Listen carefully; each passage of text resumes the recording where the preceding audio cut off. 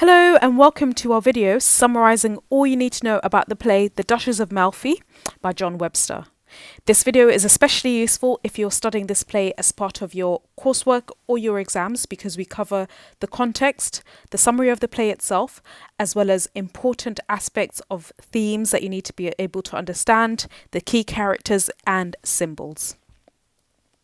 Now, when it comes to understanding the context, it's important to understand that this is a play that was written in the Jacobean era. So this is when Webster was around, and the story is based on an actual event that happened in the 1500s. This was a royal family in Italy, and this is a very, very important thing to know contextually. Most of Webster's work is quite dark, and it has a really strong element of horror and tragedy, and The Duchess of Malfi is no different. This play is based on a time when women still had very little power, even less so than when the real story itself took place. Now, when it comes to understanding the play itself, it begins with the Duchess. We learn that she's inherited a position from her dead husband, the Duke of Malfi. They had no children, so she finds herself in a fairly precarious but also very unique position because they don't necessarily have any heirs apart from her. Her steward, Antonio, is in love with her. Now, we learn that the Duchess has two brothers, Cardinal and Ferdinand, both of whom are very corrupt and they do not want their sister to remarry. Therefore, they trick her into hiring Daniel Bosola, who works as a spy for them. The Duchess becomes interested in Antonio and she proposes. They decide to keep the marriage a secret, and, however, she gets pregnant and Daniel Bosola determines that she has remarried someone. She continues to have children with this very mysterious figure, and Bosola cannot figure out who this person is. Her brothers know she's married, but they too cannot figure out to whom.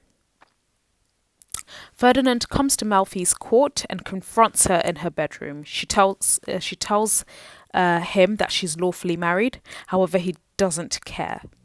The Duchess is now worried for her family and she flees with Antonio and their children. And Daniel Bosola finds out that she is married to Antonio. The brothers hunt her around Italy and the Duchess and Antonio split up. And the Duchess and two of her children are caught and imprisoned. Her brother tortures her and her children and he has them strangled and killed. Daniel Bosola suddenly has a change of heart. He initially was in on this, however, he becomes disgusted at these actions and he doesn't agree with what the brothers are doing. Therefore, he decides to save Antonio and the one remaining child. However, the Cardinal contracts Bosola to kill Antonio, and Bosola resolves to save him. Things go awry and he ends up accidentally killing Antonio. However, he still resolves to avenge the family and he kills Ferdinand and the Cardinal and wounds himself. The surviving child is taken to Antonio's friend, who hopes the boy can inherit the title. Now, when it comes to the key characters, the first, of course, is the Duchess, who's the protagonist. She holds a really special power as she was widowed before she had children. Thus, she became the heir of her husband's title. We learn that she's really strong-willed and she does what she wants, even in the face of opposition and danger. Antonio is the other important key character. He's a Duchess's steward. In terms of class, he is beneath her. However, we learn that he loved her for a very long time before she returned his affections. And we learn that he's a very honest, hard-working and loyal man. Daniel Bosola is the other important character. He's an ex-con man that the brothers encourage the Duchess to hire so that he can spy on her. However, we learn that there's a character development that takes place within him as he has a change of heart after seeing her killed, and he tries to save Antonio and the remaining child. In terms of themes, the first, of course, is marriage. So marriage in this time was used for politics and power. Marriages were used strategically to form alliances and not for love. And the idea that you would marry purely out of love was actually seen very much as being incredibly selfish, especially for someone who is so powerful like the Duchess, who rules over plenty of people and has so much influence. Though she's allowed to, it is seen as really irresponsible and bold to marry a man that is below her, socially speaking. And the Duchess also flips marriage on its head by proposing to Antonio and not the other way round.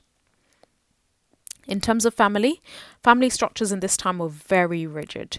Women generally were powerless either to their father, brother, or husband. They deferred to either of these figures in their lives, whatever male relative was around to influence them.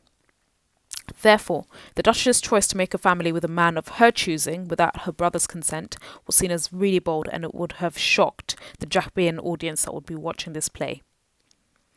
In terms of gender, which is another theme, we learn that the Duchess is not your average woman of the time. In fact, she knows what she wants and she isn't afraid to break gender norms to get it. And she proposes to Antonio, so she marries a poor man and boldly refuses to tell anyone that she's married for years. In terms of symbols and analysis, the first is a symbol of kneeling.